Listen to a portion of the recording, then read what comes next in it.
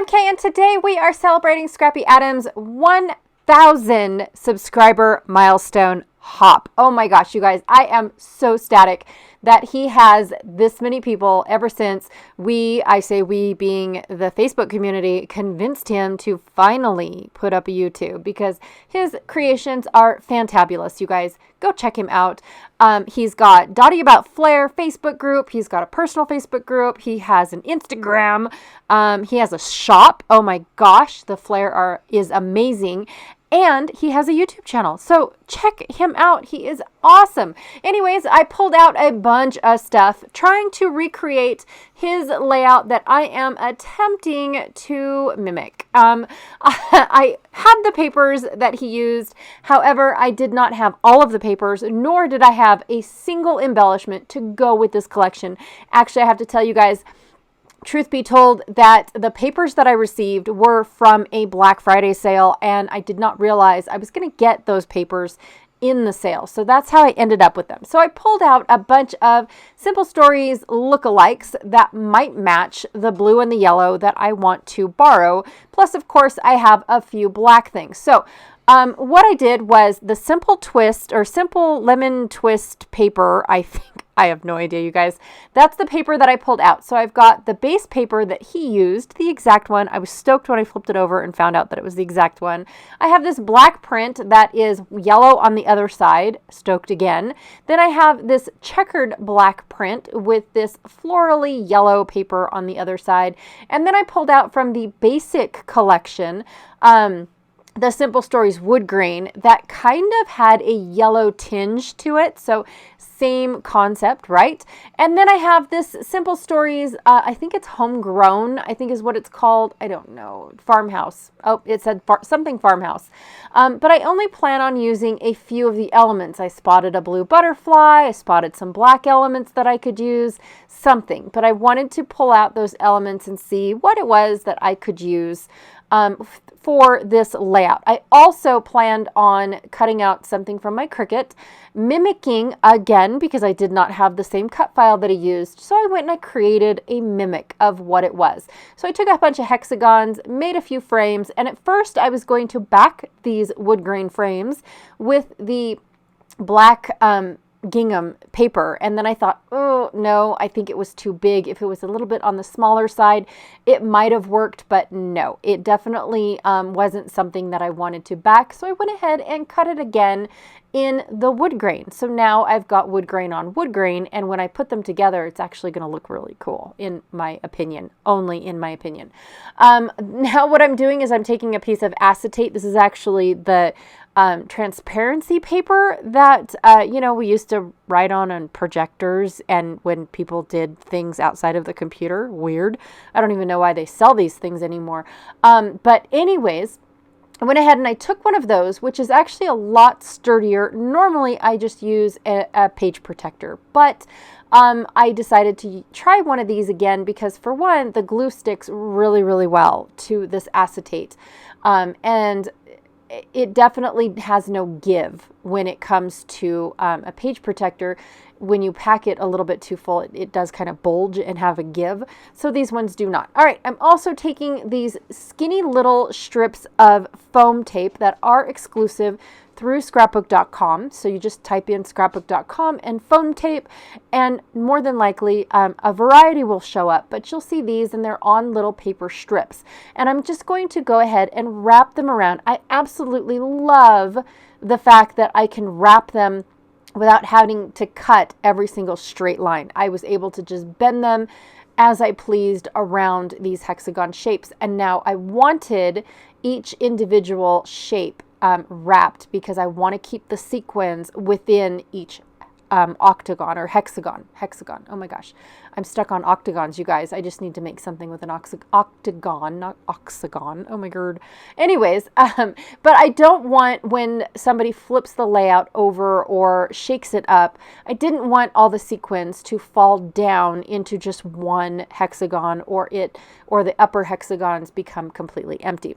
All right, also, because I cut out a backer and did not leave out any of the other hexagons, I went ahead and put some foam tape on the back of my other hexagons as well. You know, the ones that don't have a little hole in them. And then what I did was I took my sequins. Now these are not just for boys kit club kit sequins. Whew, that's a mouthful. I actually had 2 of them. Whoa, I was so surprised when I found out that I had 2 of these, you guys.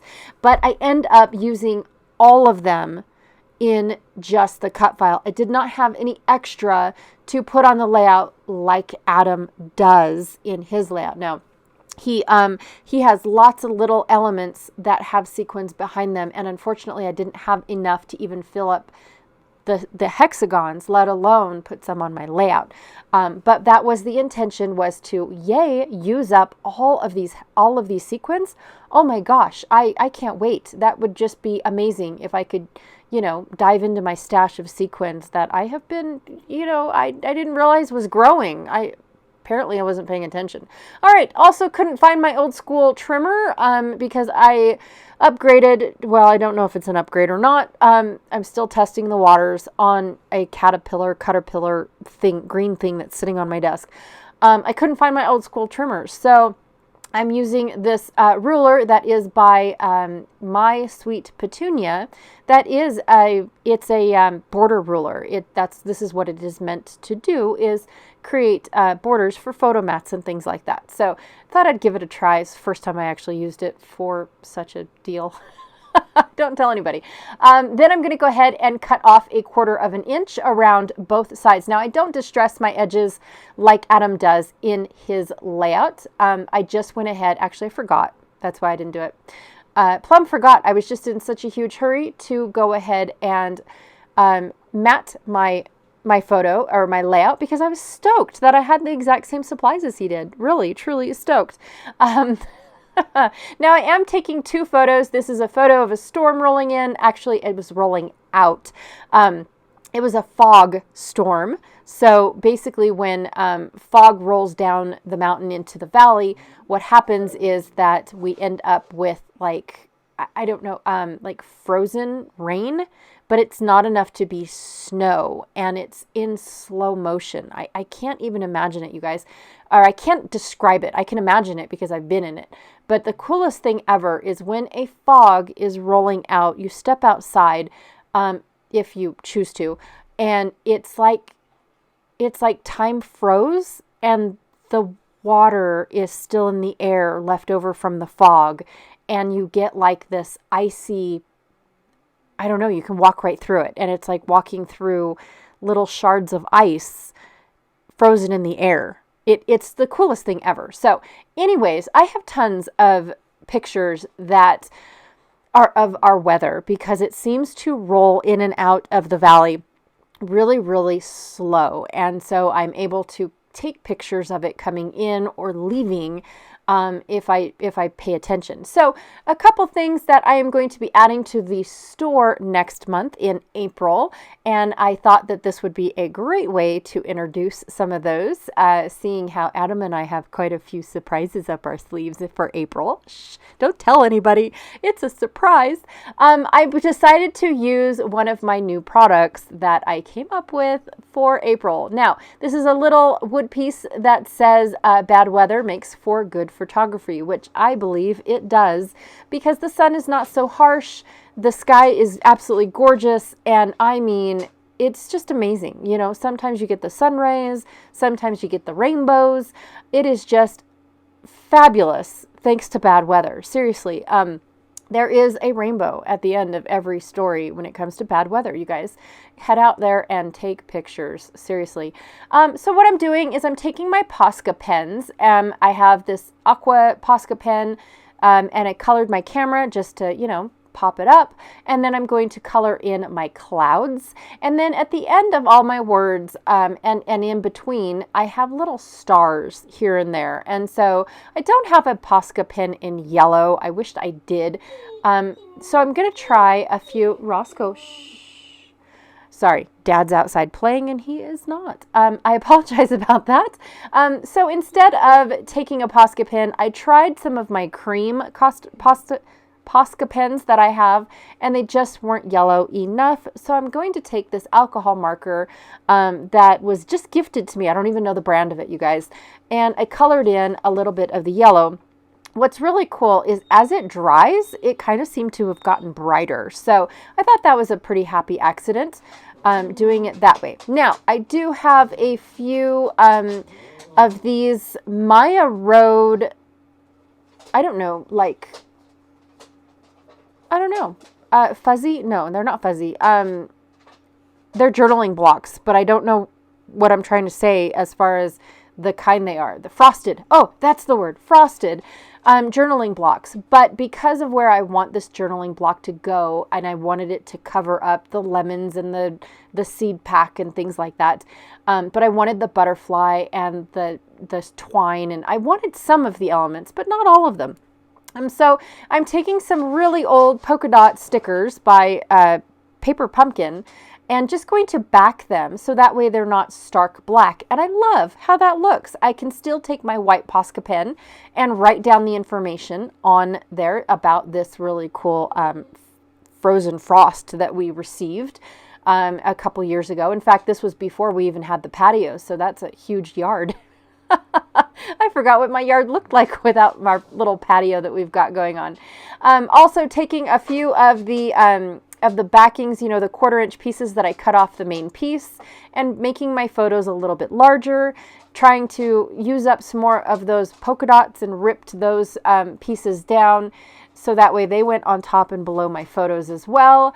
You know, just filling in the gaps. I do wish I had another yellow butterfly because it seems like all my butterflies were that aqua color, but I'm okay with it. I've got one little aqua butterfly that is facing towards my title, which I think was pretty cool. Yeah, just filling in the gaps, kind of sort of doing it Adam style. You know, he's got a lot of words on this layout, and he has a lot of clusters on the layout. So it's definitely not, you know, a set of 3 clusters. It seems like the entire hexagon piece is one ginormous cluster with a bunch of layered pieces here and there all the way up and down it. And then, of course, he embellished even more the pre-printed cluster that was on the page. And then, you know, I think he took his photo and partially used that as the title. I'm not sure. I'm going to have to ask him about that.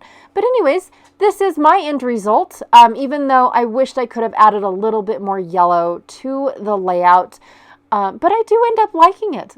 Yes, I do. And I hope that I got it a little Adam style. The one thing that I did forget to put on this layout that I did not remember until it was too late was flare. I had flare that would have went beautifully with this layout. Didn't even think about it, you guys. And that is like Adam's signature, is all his flair. Anyways, thank you so much for watching. Be sure to check out everyone else that is helping Adam celebrate this amazing milestone. You guys, once you hit 1,000, it is like, holy cow, that's awesome. Seriously. So anyways, be sure to check out everyone else helping Adam.